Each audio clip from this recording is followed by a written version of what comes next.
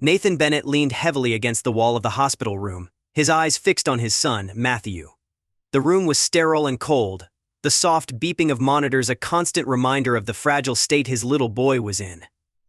Matthew, barely over a year old, lay almost motionless on the hospital bed, his tiny body wrapped in blankets. His face, once rosy and full of life, was pale, his cheeks sunken. Nathan's heart ached with every shallow breath his son took, the boy's tiny chest rising and falling in a labored rhythm. Emily, Nathan's wife, sat beside the bed, her fingers gently stroking Matthew's hair. She had barely spoken in days, her face a mask of exhaustion and guilt. Her once vibrant brown eyes, which used to shine with laughter and joy, were now dull, weighed down by an unbearable sadness. Emily hadn't eaten much since Matthew had been admitted, and she had barely slept, her thoughts consumed with the same question that plagued Nathan's mind: how had this happened? It wasn't supposed to be like this.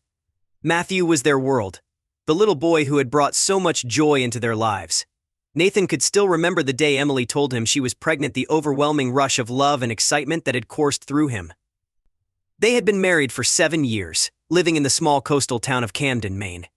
It was the kind of place where everyone knew everyone, a town filled with rugged beauty and the scent of salt water in the air. Nathan, a firefighter, had built a life he was proud of, and when Matthew came along, it felt like everything had finally fallen into place. But now, as Nathan stood in that cold, sterile hospital room, watching his son fight for his life, he felt like his world was unraveling. The cheerful, bubbly boy who had once filled their home with laughter was gone, replaced by this fragile, sickly child. It had started slowly, a subtle change in Matthew's energy levels, his once playful demeanor fading. Nathan had noticed it first. Matthew was always tired when they picked him up from Emily's mother, Veronica, who had been babysitting him while Emily returned to work. At first, Nathan hadn't thought much of it. Babies got tired, especially at Matthew's age. But as the weeks passed, it became clear that this wasn't just normal fatigue. Matthew's decline had been gradual but undeniable. He had stopped laughing, stopped crawling with the same excitement he used to. His appetite diminished, and his once rosy cheeks grew pale. Nathan had voiced his concerns to Emily, but she had brushed them off. "It's just teething," she had said, repeating the pediatrician's reassurances. "Babies go through phases." But Nathan hadn't been able to shake the feeling that something was wrong. And then Veronica had mentioned the herbal teas. It was a quiet evening when Emily first brought up the teas. They had just put Matthew to bed, and Emily was sitting on the couch, her feet curled under her, looking tired but content. Nathan had been sitting beside her, flipping through the channels on the TV, when Emily spoke. "Mom said she's been giving Matthew some herbal teas in his juice," she said casually, as though it were no big deal. "She thinks it'll help boost his immune system." Nathan had stiffened at the words, his mind immediately racing with questions. "Herbal teas? What kind of teas?" Emily shrugged, not seeming concerned. "I don't know, just some natural remedies." She said, "It's harmless. You know how she is, she's always into that holistic stuff." Nathan had frowned, his gut instinct telling him that something was off. The idea of giving their 1-year-old son herbal teas without consulting a doctor made him uneasy. "Did she tell you what's in them?" Nathan pressed, trying to keep his voice calm. Emily shook her head, still not sensing the gravity of the situation.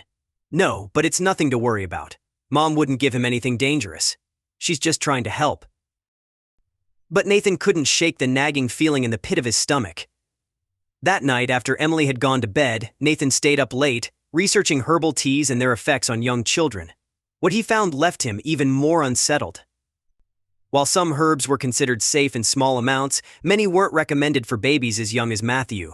The potential side effects ranged from digestive issues to more severe complications. Nathan didn't want to overreact, but he knew they needed to be cautious. The next morning, Nathan had gently brought up his concerns to Emily. "I think we should ask your mom to stop giving Matthew the teas," he had said, trying to keep his tone neutral. "I did some research and I'm not sure it's safe." Emily had sighed, her patience clearly wearing thin. "Nathan, you're overreacting. Mom knows what she's doing. She raised me and my siblings, and we turned out fine. You're always so skeptical about her methods." "It's not about being skeptical," Nathan had replied, his frustration building. "Matthew's been acting different. He's tired all the time and he's not eating like he used to. I'm just worried that the teas might be doing more harm than good. Emily had brushed off his concerns, her trust in her mother unwavering. He's teething, Nathan. The pediatrician said this is normal. But Nathan couldn't let it go. His gut told him that something wasn't right, and he couldn't shake the feeling that they were missing something important. Over the next few weeks, Matthew's condition only worsened. His weight began to drop, his skin took on a grayish pallor, and his once bright eyes became vacant. Nathan was consumed with worry, his every waking thought centered around his son's deteriorating health. He brought up his concerns to Emily again and again, but each time she dismissed them, convinced that it was just a phase. It wasn't until one fateful day, when Nathan came home early from work and found Matthew limp and unresponsive in Veronica's arms, that he decided enough was enough. He had rushed Matthew to the hospital without telling Emily, his heart pounding in his chest as he sped down the highway.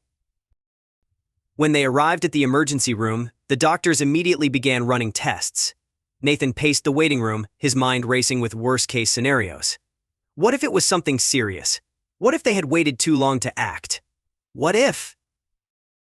The pediatrician emerged from the examination room hours later, his expression grave.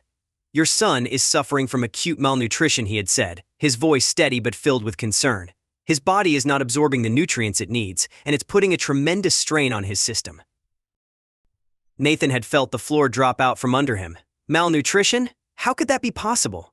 Matthew ate every day. He and Emily had been diligent about feeding him healthy, nutritious meals. How had this happened? The doctor had explained that the herbal teas Veronica had been giving Matthew were likely interfering with his body's ability to absorb nutrients. The teas, while not inherently toxic, had essentially acted as a diuretic, flushing essential nutrients out of his system and leaving him in a state of starvation. Nathan had felt a wave of anger and guilt wash over him. He had known something was wrong.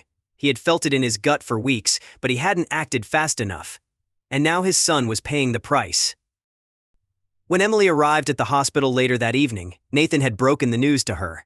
She had been devastated, her face crumpling as she realized the gravity of the situation. How could this happen? She had whispered, tears streaming down her face. I thought we were doing everything right. Nathan had held her as she cried, but inside he felt a deep sense of anger and frustration. They had trusted Veronica with their son's care, and she had let them down. More than that, she had put Matthew's life in danger with her reckless use of herbal remedies. As Matthew's condition slowly began to improve, Nathan and Emily were left to grapple with the fallout of what had happened. The doctors had stabilized Matthew, but the road to recovery would be long. His body had been severely weakened by the malnutrition, and he would need weeks if not months of careful monitoring and a strict nutritional regimen to regain his strength. In the meantime, the tension between Nathan and Emily grew. Emily was consumed with guilt, blaming herself for not listening to Nathan's concerns earlier. She had trusted her mother implicitly, and now that trust had been shattered. Nathan, too, was struggling with his own guilt. He had known something was wrong, but he hadn't pushed hard enough to stop it. But as much as they blamed themselves, their anger was ultimately directed at Veronica. She had been the one to give Matthew the herbal teas, the one who had put his life at risk. And while she insisted that she had only been trying to help, Nathan couldn't forgive her for what had happened. Emily, too, was torn. She loved her mother, but the realization that Veronica's actions had nearly cost Matthew his life was something she couldn't ignore. The relationship between mother and daughter, once so close, was now fractured, and Emily wasn't sure it could ever be repaired. One evening, as Nathan and Emily sat together in their living room, the weight of everything that had happened hanging heavily between them, Nathan finally voiced the thought that had been nagging at him for days. We need to take legal action. Emily had looked up at him, her eyes wide with shock. Legal action? Against my mom. Nathan nodded, his expression grim. She put Matthew's life in danger, I know she didn't mean to, but that doesn't change what happened. We need to protect him, and we need to make sure this never happens again. Emily had been silent for a long moment, her face pale. I don't know if I can do that, Nathan. She's my mom. She didn't mean to hurt him. I know, Nathan had said softly. But she did hurt him. And we can't just let this go. What if she does this to someone else's child? What if she refuses to see what she did wrong? We need to hold her accountable. Emily had buried her face in her hands, her shoulders shaking with silent sobs. "I can't believe it's come to this." The legal proceedings that followed were grueling. Nathan and Emily filed a case against Veronica for child endangerment, a decision that sent shockwaves through their small community. Camden was a tight-knit town, and news of the lawsuit spread quickly. People were shocked that a family so close could be torn apart in such a public and dramatic way. Veronica, upon learning of the lawsuit, was both shocked and furious. She refused to believe that her actions had caused any real harm, insisting that the herbal teas had been harmless and that Nathan and Emily were overreacting.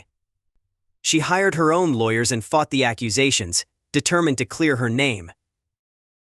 The courtroom battles were long and emotional. Nathan and Emily sat through hours of testimony, listening as medical experts explained how the herbal teas had interfered with Matthew's ability to absorb nutrients, leading to his severe malnutrition. They presented evidence of Matthew's hospitalization, his weight loss, and the medical reports that linked his condition to the teas. Veronica, meanwhile, remained defiant. She insisted that she had only been acting out of love for her grandson and that she had no reason to believe the teas could cause harm. She painted herself as a loving grandmother who had been unfairly vilified by her own daughter and son-in-law. The case dragged on for months, and as the trial wore on, the strain on the family became unbearable.